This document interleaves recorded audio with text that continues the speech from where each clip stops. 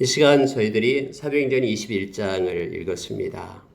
사도행전 21장은 이제 바울 사도가 밀레도에서 에베소 장로들을 만난 후에 이제 예루살렘으로 올라가는 그런 여정이 기록되어 있습니다. 그리고 예루살렘에 올라가게 될 때에 많은 제자들이 올라가지 말라라고 말하죠. 왜냐하면 성령께서 가르쳐 줬거든요. 그것이 올라가면은 결박과 환란이 기다리고 있다라고 성령님께서 다른 제자들에게 이렇게 보여주고 가르쳐줘서 바울 사도를 올라가지 말게끔 붙잡아도 바울 사도는 올라갑니다.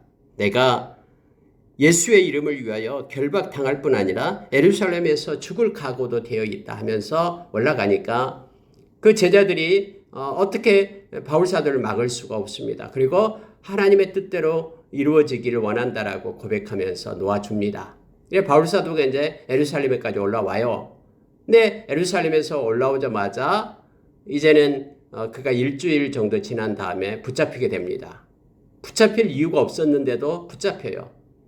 성전에 그 이방인 에베소에서 왔던 사람과 같이 들어가지도 않았는데도 그렇게 해서 성전에서 유대인들에게 붙잡혀서 이제 밖에 나가서 마치 스데반처럼 이제 돌 맞아 죽을 그런 판에 있는 거예요. 근데 그때 이런 소동이 일어났다는 소식을 듣고 천부장이 와서 이걸 말립니다. 그리고 무슨 일이냐 하니까는 뭐 사람이 이 말 저 말 오합지졸로 얘기하니까 알아보기 위해서 바울을 데리고 이제 끌고 가는 거예요.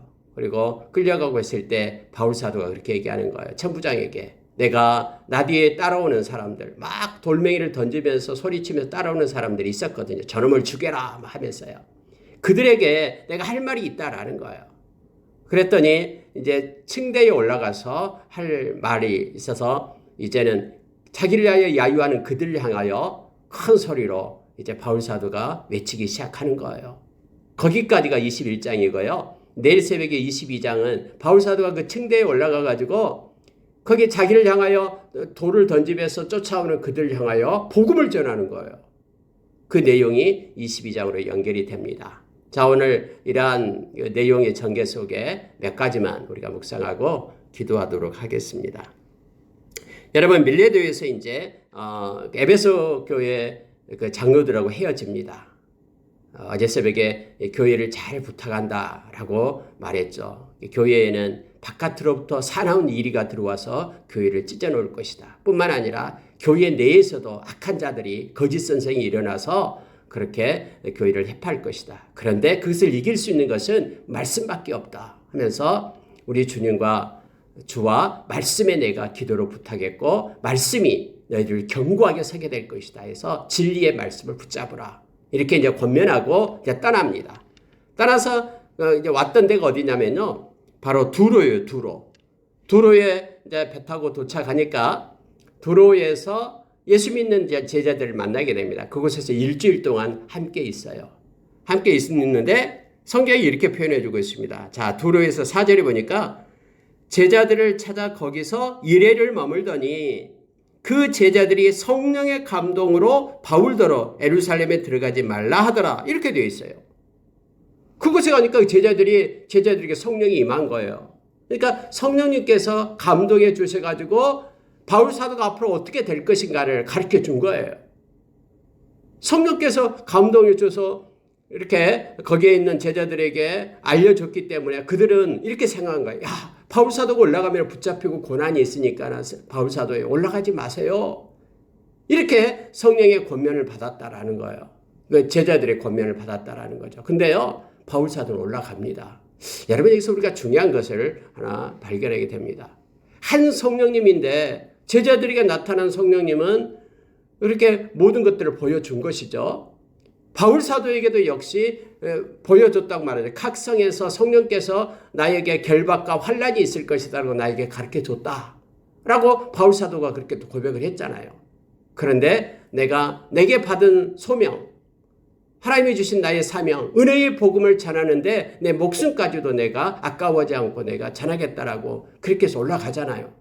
보십시오. 똑같은 성령님께서 똑같은 것들을 믿는 자들에게 한 성령님이 있다는 가르쳐 준 거예요. 바울에게도 가르쳐 주고 또 제자들에게도 가르쳐 준 거예요. 그런데 바울은 그런 고난과 역경이 있다고 해도 내가 하나님께서 내게 주신 것을 사명을 감당해야 되겠다라고 올라가는 것을 택하는 거고요. 제자들은 바울 거기 가면은 고난이 있고 어려움이 있으니까 올라가지 마세요라고 지금 권면하고 있는 내용으로 바꿔지잖아요. 그래서 여러분 우리가 기도할 때나 또는 성령께서 우리에게 인도하실 때 여러 가지 앞에 것들을 우리에게 가르쳐 주셔요. 성령께서 성경에도 예수님께서 이렇게 말씀했잖아요. 요한복음 16장에서 성령님께서는 장래의 일을 가르쳐 줄 것이다. 그래서 성령께서 필요한 장래의 일을 가르쳐 줘요. 그럴 때 우리는 어떤 기도를 해야 되냐면요. 주님, 그러면 우리가 어떻게 해야 됩니까? 라는 기도를 우리 주님 앞에 드려야 됩니다. 성령께서 가르쳐 줬을 때, 예를 들어 성령님이 너는 선교를 하게 될 것이다. 그러면은 그냥 그걸 받자마자 모든 것을 다 청산하고 또 직장도 그냥 그만두고 이게 아니라 구체적으로 더 깊이 있게 물어야죠. 주님, 그러면 선교를 하려면 어디로 가야 됩니까? 또 나는 어떻게 준비해야 됩니까? 내가 지금 할 일이 무엇입니까? 하면서 구체적으로 이렇게 하나님께 물어야 됩니다.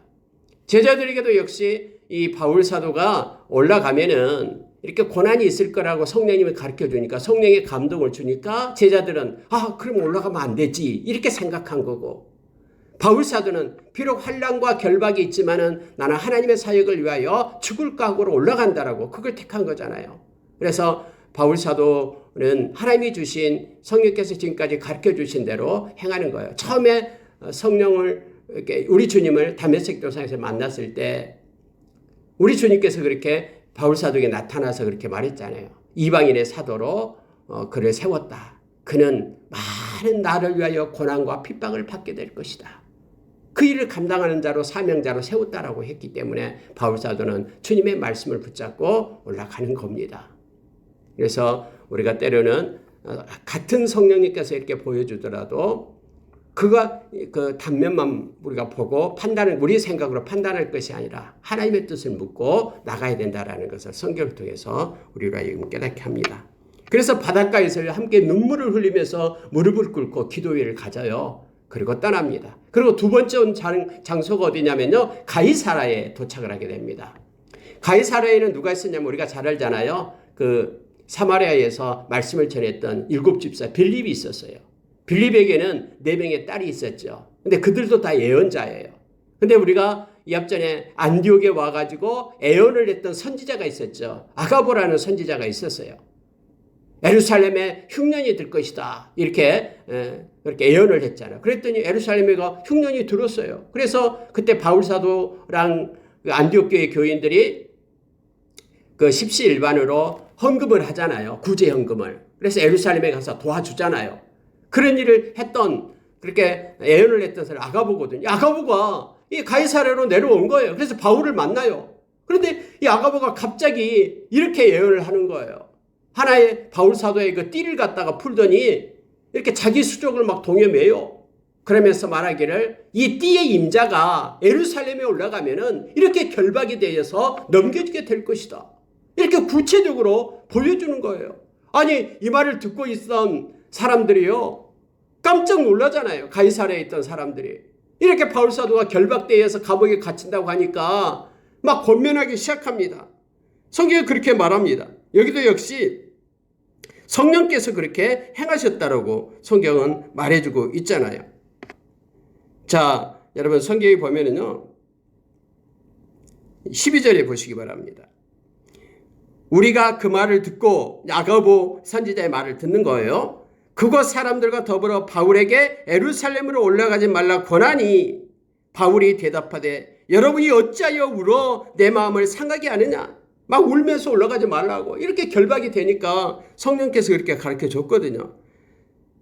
11절에 그렇게 말했어요. 우리에게 와서 바울의 띠를 가져다가 자기 수족을 잡아매고 말하기를 성령이 말씀하시되 예루살렘에서 유대인들이 이같이 이 띠 임자를 결박하여 이방인 손에 넘겨주리라. 이렇게 하니까는 구체적으로 이렇게 하나님께서 예언하면서 가르쳐 주니까 옆에 있는 사람들이 막 울면서 붙잡는 거예요. 바울 선생님 올라가지 마십시오. 그런데 바울 사도는 울지 말라. 왜 내 마음을 상하게 하느냐. 나는 죽을 각오까지도 되어 있다. 결박 당할 뿐만 아니라 죽을 각오도 되어 있다. 이렇게 말하니까 이 권함을 받지 아니하므로 우리가 주의 뜻대로 이루어지리다 하고 그쳤노라 이렇게 되어 있잖아요. 그러니까 똑같은 성령님께서 이렇게 계속해서 반복하면서 말씀해 주지만은 가이사라에도 아까 두로에서도 그렇게 얘기하지만은 바울 사도는 바울 사도에게 주신 마음이 있어서 성령이 주신 마음이 있어서 올라가는 거예요. 그래서 여러분 동일한 현상을 가지고도요 각자에게 성령님께서 다르게 주신다라는 것을 우리가 기억해야 됩니다. 그래서 내가 기도하면서 받은 응답하고 그 본인이 기도하면서 받은 응답은 이렇게 다르게 나타날 수, 행동할 수가 있다라는 것을 보게 됩니다. 여기서 아가보나 또는 앞에 있는 두로의 제자들이나 다 성령께서 감동을 주고 말씀에서 그렇게 행했지만은 그러한 중에서도 바울 사도에게 자기에게 임한 성령의 인도하심은 다르다라는 것을 성경은 말해주고 있습니다. 똑같은 현상을 가지고 어떻게 행할 것인가 그것도 역시 하나님 앞에 묻고 나가야 됩니다. 그래서 특히 중보 기도를 할 때는 우리가 이것을 조심해야 됩니다. 어떤 사람에 대해서 기도할 때 하나님이 눈을 열어서 환상을 보여줄 수 있어요. 또 그 사람이 어떠한가를 가르쳐 줄 수 있어요. 그런데 그 사람이 또 주님한테 행하는 것은 어떤 방법으로 행할 것인가는 달라요. 그러한 일이 나타나요. 맞아요. 성령께서 그 제자들에게도 아가보에게도 가르쳐 준 대로 됐어요. 예루살렘에 올라가서 결박당했어요. 옥에 갇혔어요. 그래서 그들에게 나타난 성령님이 말씀한 게 틀린 게 아니잖아요. 맞게 되었어요. 그럼에도 불구하고 이것들을 통해서 하나님께서는 바울을 통해서 하실 일이 있거든요. 노마에까지 가서 그곳에서 그때 당시 세계의 중심지인 노마에서 복음이 증거되게끔 그렇게 하나님께서는 계획하셨거든요. 이 방법을 통해서요. 그래서 우리가 누군가를 위하여 중보 기도할 때도 하나님이 보여주신 것이 있어도 거기에 대한 것에 대해서 우리가 주의를 하면서 그 사람에게 주신 각 본인에게 주신 하나님의 그 뜻을 따라 행하도록 우리가 격려하며 나가야 된다라는 것을 보게 됩니다. 이렇게 해서 여러분 예루살렘에 이렇게 올라왔습니다. 예루살렘에 올라오니까 이제 그때 예루살렘 교회를 이렇게 리더로 이끌고 있는 사람이 바로 야고보였습니다. 예수님의 동생은요. 야고보에게로 들어가니 장로들이 있더라 이렇게 되어 있죠. 우리가 사도행전 15장에서도 역시 야고보, 베드로 이렇게 리더로서 이렇게 역할을 했었습니다. 근데 문제가 뭐냐면요. 아시아에서 온 사람들이 지금 이곳에 많이 왔다라는 거예요. 근데 아시아에서 온 사람들이 뭐라고 얘기하냐면은 자 21절에 이렇게 말해요. 네가 이방에 있는 모든 유대인들을 가르치되 모세를 배반하고 아들들에게 할례를 행하지 말고 또 관습을 지키지 말라 한다 함을 그들이 들었노라. 자, 아시아에서 온 사람들이다라고 성경은 말하고 있습니다. 이 아시아가 어디냐면 바로 에베소예요. 지금 에베소에서 3년 동안 그곳에서 두란노 소원에서 말씀을 가르치고 했잖아요. 근데 두란노 소원에서 가르치는 것은 이방인을 상대로 가르쳤는데 유대인들이 거짓말을 하는 거예요. 거기서 온 사람들이 이 유대인들도 율법을 지키지 말고 행하지 말라라고. 원래 바울 사도는요. 이렇게 유대인이었기 때문에 율법을 지켰잖아요. 갱그레에 가서 머리를 깎고 이런 것들은 율법을 지키는 거거든요. 그도 역시 할례를 받고요. 또 디모데도 할례를 주고 그랬잖아요. 근데 거짓말로 이 바울을 갖다가 밀어내려고 막 하는 거예요. 죽이려고. 그러니까는 이 예루살렘 교회에서 어떻게 하면 될까? 하나에서 머리를 쓴 거예요. 그게 뭐냐면은 결례를 행할 사람들이 4명이 있다. 근데 바울 사도 너가 돈을 들여가지고 그들과 함께 결례를 행하는 것을 해라. 바울 사도가 이걸 순종해요. 그래서 바울 사도가 이튿날 그들과 함께 결례를 행합니다. 이 결례라는 것은 하나님 앞에 서원한 다음에 서원의 기간이 딱 지나니까 머리를 깎아서 결례를 행하는 거예요. 이것은 지금 율법에서 정하고 있는 그런 풍속이잖아요. 율법에서 정하고 있는 것을 행함으로 인하여 그곳에 있는 예루살렘 교회에 있는 유대인 크리스찬들에게 사람들의 소문이 거짓말이다라는 것을 증명하게끔 그렇게 한 거예요. 바울 사도도 그렇게 행합니다. 근데 거기까지는 괜찮았는데요. 일주일 후에 성전에 올라가니까 거기서 그 유대인들이 있었어요. 어떤 유대인이냐 그러면 아시아에서 온 유대인들 그들이에요. 그들이 뭐라고 얘기하냐면요. 거짓말로 막 이렇게 외치기 시작합니다. 자 27절을 보십시오. 그 이래가 거기 참에 아시아로부터 온 유대인들이 이렇게 말해요. 이 아시아가 어디냐면 바로 에베소였어요. 성전에서 바울을 보고 모든 무리를 충동하여 그를 붙잡고 하는 얘기가 바로 우리 백성, 유다 백성들, 그들에게 율법을 비방한 자다 이 말이에요. 이방인들에게 가서 에베소에서 말씀을 전할 때에, 두란노 서원에서 말씀을 전할 때에 저 바울 저자가 우리 유대 민족을 비방하고 율법을 비방한 자다 이렇게 막 중상모략을 하는 거예요. 뿐만 아니라 지금 이곳에 이방인을 데리고 왔다, 성전에도. 근데 실제로 데려오지 않았거든요. 시내에서만 있었지 데려오지 않았다고 성경에 그렇게 말하잖아요. 그들이 전에 에베소 사람 드리비모가 바울과 함께 시내에 있음을 보고 바울이 그를 성전에 데리고 들어간 줄로 생각함이라라. 생각을 해서 그렇게 성전에 있는 걸로 착각해가지고 막 그렇게 하니까 사람들이 막 부흥을 내면서 일어나잖아요. 마치 스데반을 돌을 쳐서 죽이듯이 바울을 끄집어내가지고 성전문을 닫고 바깥으로 나와서 죽이려고 지금 돌을 치려고 나가고 있는 거예요. 그들이 그를 죽이려 할 때에 온 예루살렘이 요란하다는 소문이 군대의 천부장에게 들리며, 근데 하나님께서는 아직 바울을 통해서 하실 일이 있거든요. 그래서 하나님은요, 이 천부장을 통해서 바울을 구해내게끔 그렇게 합니다. 언제나 여러분, 하나님께서 우리가 이 땅에 생명이 있다라는 것은, 아직 하나님이 우리를 부르지 않는다라는 것은 우리가 이 땅에서 하나님의 영광을 위하여 할 일이 있다라는 것입니다. 그래서 우리가 생명이 있음에 늘 하나님께 기도해야 됩니다. 하나님, 내가 이 땅에 지금 할 일이 무엇입니까? 나를 통해서 하나님의 영광 받으실 일을 가르쳐 주십시오. 그 일을 하겠습니다. 바울 사도는 여기서 죽지 않습니다. 자기에게 돌을 던졌던 그들을 향해서 지금 복음을 또 전하기 시작합니다. 그 내용이 바로 22장으로 연결되어서 나타나고 있음을 보게 합니다. 성경이 이렇게 기록됩니다. 32절에서요. 그가 급히 군인들과 백부장들을 거느리고 달려 내려가니 그들이 천부장과 군인들을 보고 바울 치기를 그치는지라 이렇게 되어 있죠. 바울 때리고 바울을 죽이려고 했거든요. 죽이려 할 때에 이렇게 되어 있어요. 조금만 더 늦게 왔으면 스데반처럼 돌에 맞아서 죽었을 거예요. 그런데 하나님께서는 급하게 천부장을 보내가지고 바울을 거기서 살려냅니다.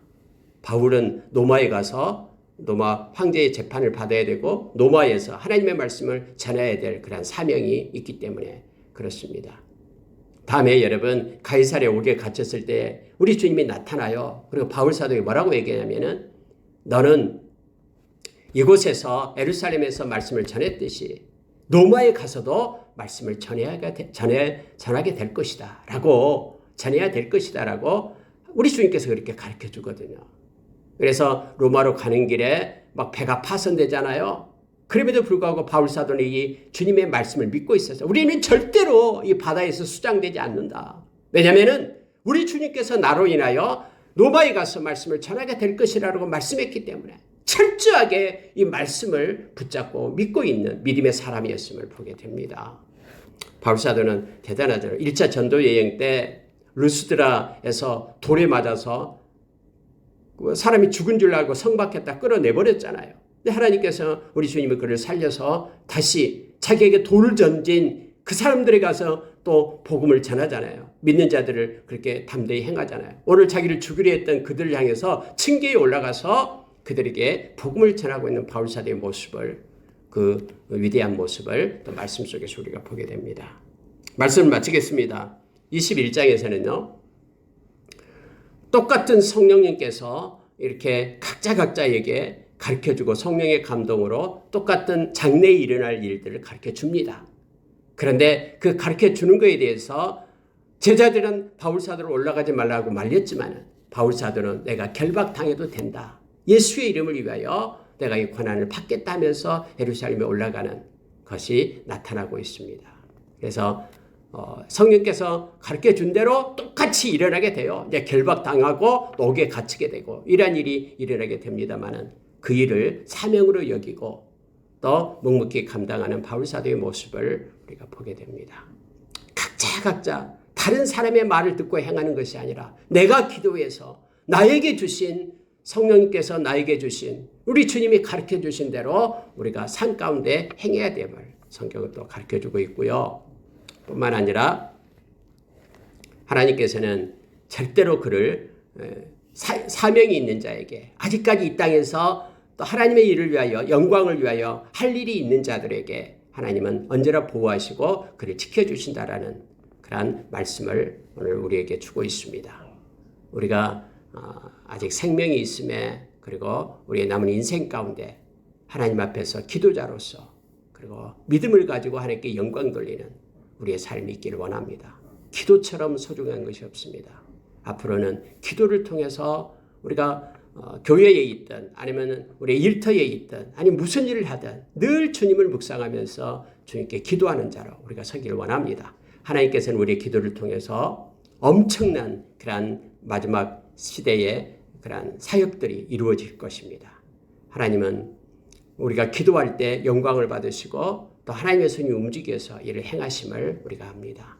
여러 가지 계획이 있다 할지라도 에스겔서 36장에서 너희들은 반드시 기도해야 될지니라라고 우리에게 가르쳐 줍니다. 우리가 우리 자신을 위한 것뿐만 아니라 교회와 가정과 자녀와 또 이 나라와 또 모든 그 열방의 교회들 그리고 선교사들을 위해서 우리가 힘써 기도하는 자로 우리가 서기를 원합니다.